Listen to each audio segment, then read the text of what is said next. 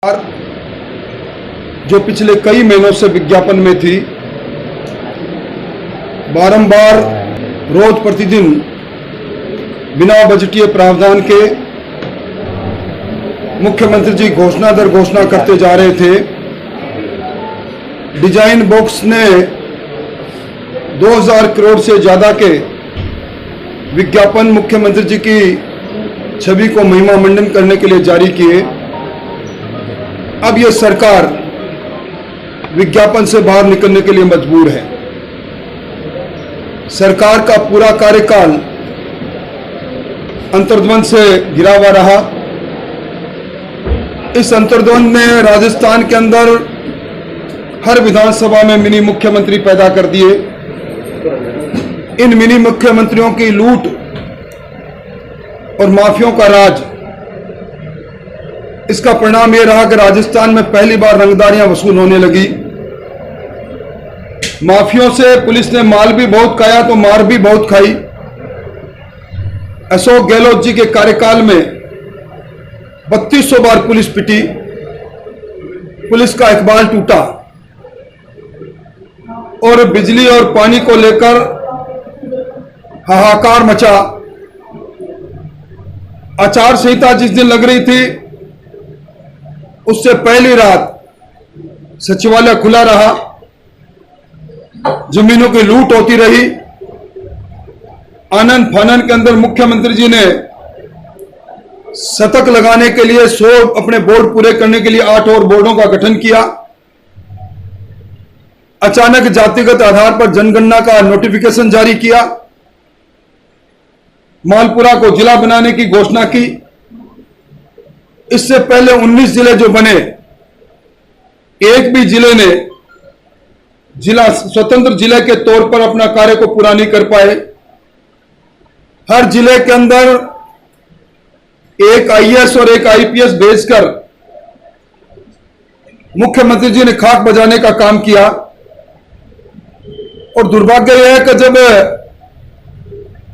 राजस्थान निर्वाचन आयोग ने अपने नोटिफिकेशन जारी किया तो नए जिलों के जिला कलेक्टर को, चूंकि उस जिले का अस्तित्व नहीं था, जिले का गठन कागजों से बाहर नहीं था, इसलिए नए जिलों के अंदर जिला कलेक्टर को निर्वाचन अधिकारी के रूप में मान्यता भी नहीं दी।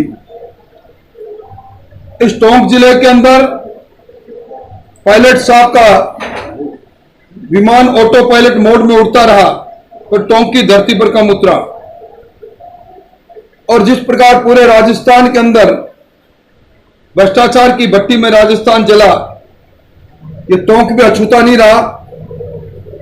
प्रजातंत्र की दुहाई करने वाले इस जिले के अंदर नगर परिषद की एक भी साधारण सभा की बैठक नहीं हुई। और जिस प्रकार का तुष्टीकरण का तांडव यहां हुआ, पीएफआई की स्टूडेंट्स विंग को तो अनुमति मिलती है रैली करने की, बाकी जब कभी कोई भी धार्मिक का कार्यक्रम आया, डीजे पर पाबंदी, धारा 144 इस सरकार का मुख्य एजेंडा रहा। और राजस्थान के अंदर जिस प्रकार किसान के साथ बिजली को लेकर नाइंसाफी रही, इस टोंक जिलों में सर्वाधिक किसान के ट्रांसफार्मर जले, 4-4 महीने ट्रांसफार्मर बदले नहीं गए। सर्वाधिक बिजली की कटौती यहां रही। आरयूआईडीपी ने जो मंजूर कर रखी थी योजना, वो मंथर गति से चलती रही। पानी को लेकर यहां के लोग परेशान रहे।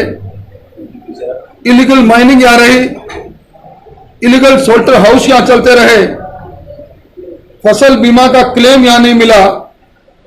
कुल मिलाके इस जिले के नौजवानों को बड़ी उम्मीद थी कि यहाँ के स्थानीय विधायक जी ने जब आरपीएससी से अपनी यात्रा प्रारंभ की थी, जन संघर्ष यात्रा, और कहा था कि आरपीएससी भ्रष्टाचार का स्मारक है और मैं जो नौजवान उनके पैरों के फफोलों को जाया नहीं जाने दूंगा।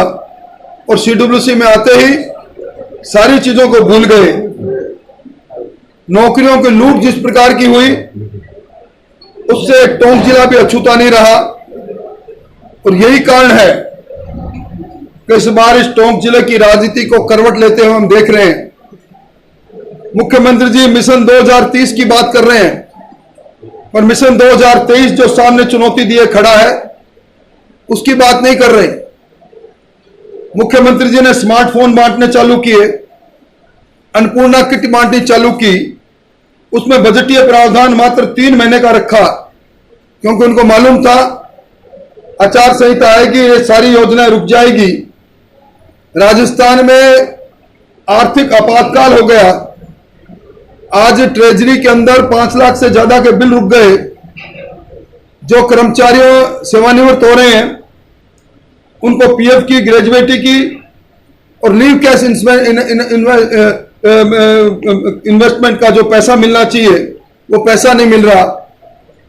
कुल मिला के मैं कह सकता हूं कि जहां मुख्यमंत्री जी ने ऐतराज किया कि भारतीय जनता पार्टी ने एक किसान की फोटो क्यों लगा दी, जो हमने प्रतीकात्मक रूप से लगाई थी कर्जा माफी की बात को लेकर, आज खुद विधानसभा में माने हैं कि 19,400 किसानों की जमीन नीलाम हुई।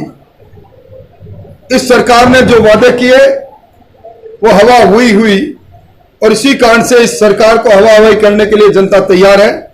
मोटे तौर पर मुझे मोटी मोटी बात यही कहनी थी, और अब तो इंतहा होगी जब आचार संहिता से 15 दिन पहले महात्मा गांधी प्रेरक के नाम पर 50,000 लोगों को नियुक्ति सरकार दे रही है, सरकारी धन से 4500 रुपए में। राजीव गांधी वॉलंटियर्स को नियुक्ति दे रही है, राजीव गांधी मित्र के नाम पर उनको नियुक्ति दे रही है, जो सोशल प्लेटफॉर्म पर सरकार को आगे बढ़ाएंगे। कुछ क्रिया प्रतिक्रिया होती है, पर Bharatiya Janata party cadre based party है। हमारा एक भी कार्यकर्ता इससे अलग नहीं जाएगा। हमें अपने कार्यकर्ताओं पर पूरा भरोसा है, चाहे देवली उनियारा की बात हो, चाहे झोटवाड़ा की बात हो। भारतीय जनता पार्टी का कार्यकर्ता एकजुट होगा। छोटी मोटी बात है, हमारे घर की बात हम निपटा लेंगे। पहला दावा क्या है कि पिछली बार से ज्यादा सीटों से इस बार चुनाव जीतेंगे कौन से? पायलट साहब अधिकृत है तो सही क्या दावा करने के लिए। मुख्यमंत्री जी कहते हैं कि मेरे को ये मुख्यमंत्री की कुर्सी छोड़ती नहीं, इसलिए किसका दावा माने। पायलट साहब वही पायलट साहब है जिनको निकम्मा, नक्कारा और धोखेबाज कहा, जिन पर राजद्रोह से लेकर एंटी करप्शन एक्ट में मुकदमा दायर करने वाले भी यही अशोक गहलोत जी है। तो जरा उनके बारे में बता दें तो ज्यादा ठीक रहे। राठौड़ साहब, आपके फोल्डर के अनुसार राजस्थान का बहुत बुरा हाल है। मुख्यमंत्री अशोक गहलोत के नेतृत्व में आपके फोल्डर के अनुसार एक हिंदू बड़ा खतरनाक है, जनता के लिए दुखदायी है, लेकिन आपकी पार्टी ने भी तो उसको गंभीरता से नहीं लिया। आपके राष्ट्रपति महोदया जयपुर आई थी, उन्होंने कल्याणकारी योजनाओं की सराहना की और आप कल्याणकारी योजनाओं का विरोध कर रहे हैं। देखिए, कल्याणकारी योजना अगर वास्तव में जन का कल्याण के मकसद से बनाई गई हो तो उनको कल्याणकारी कहा जाता है। इस तरह उदाहरण के तौर पर स्मार्टफोन बांटने की बात की और विधानसभा में कहा कि 1,35,00,000 स्मार्टफोन बांटेंगे हम चिरंजीवी परिवार को। मैंने ही खड़े होकर जब सवाल पूछा कि 1,35,00,000 का बजट कहाँ है, आपने 2,500 करोड़ का बजट रखा है, फिर 40 लाख पर आए। और उसमें भी जिस प्रकार की चांदी कुटी गई, जो डंप पड़े हुए टेलीफोन है, टेलीफोन उठा के देखना, उस डब्बे को खोल के देखना, 2G स्पेक्ट्रम के टेलीफोन बांटे जा रहे हैं जिनकी कीमत 1,600 से लेकर 2,200 रुपए है, जिनमें 6,600 बांटे जा रहे हैं। ये जन कल्याण है या किसी और का कल्याण है? अन्नपूर्णा किट बांटने की बात की 1 करोड़ की, 3,000 करोड़ का प्रावधान, 300 करोड़ की स्वीकृति, और अब वो योजना दम तोड़ गई अपने आप ही। और उसके अंदर भी जिस प्रकार का टेलर मेड विज्ञापन जारी किया गया, 5 करोड़ की शर्त रखी गई, 5 करोड़ का जिले में जिसको एक्सपीरियंस है पोसा हर को वही अहर्ता ही रखती है। एक कंपनी आई रणावत की कंपनी, और उसके भी 22 सैंपल फेल हो गए। अगर ये जन कल्याण के है तो इसका तो विरोध करना हमारा धर्म और फर्ज है। आपने सरकार को अवगत करने की मांग क्यों नहीं रखी सर? राष्ट्रपति महोदय के, आपकी पार्टी के राष्ट्रपति महोदय। देखिए, जहाँ जिस मंच पर हमें उठाना था, जिस मंच पर हमने अपनी बात को कहा, सदन से सड़क तक अपनी बात को कहा, अब जनता के दरबार में अपनी बात कह रहे हैं। भारतीय जनता पार्टी की राष्ट्रीय उपाध्यक्ष है वसुंधरा जी, हमारे संसदीय बोर्ड की मानद सदस्य है। उनकी उपस्थिति में ही हम सारे निर्णय करते हैं, उनकी उपस्थिति में निर्णय होते हैं। इसलिए अनदेखा और उपेक्षा का तो सवाल ही नहीं है। उनका नेतृत्व है, इसलिए ये कपोलकल्पित बातें हैं, ये कांग्रेस नहीं है। या अपने साथी को नकारा कहा जाता है, निकम्मा कहा जाता है, निर्लज कहा जाता है। ये भारतीय जनता पार्टी है, जो हमारी सम्मानीय नेता है, इसमें कोई शक नहीं। बिल्कुल नहीं, टिकट कमेटी में वो भी है, वितरण की कमेटी में वो भी, पार्लियामेंट्री बोर्ड में। विधानसभा क्षेत्र में 4 विधानसभा क्षेत्र आते हैं, 3 पे पैराशूट उम्मीदवार उतार दी भाजपा, पहले भी उतारे थे, कहीं भाजपा को भारी न पड़ जाए। इस तरह की देखिए, भारतीय जनता पार्टी कार्यकर्ताओं पर विश्वास करती है। कार्यकर्ता का कर्म क्षेत्र कुछ कहीं भी हो सकता है, पर कार्यकर्ता है, कार्यकर्ता ही चुनाव लड़ते हैं, कार्यकर्ता ही कार्यकर्ताओं में चुनाव इस लड़ते हैं। चीज का अप्रोच है। बीजेपी के कार्यकर्ता यहाँ से इकट्ठे होकर बीजेपी को नहीं में आते हैं। देखिए, अब छोटी मोटी कोई बात होगी, परिवार की बात है, हम सट लेंगे, कोई खास बात नहीं, कोई चिंता की बात नहीं। कांग्रेस के खिलाफ एकजुट और मजबूती से खड़ी मिलेगी भाजपा पूरी।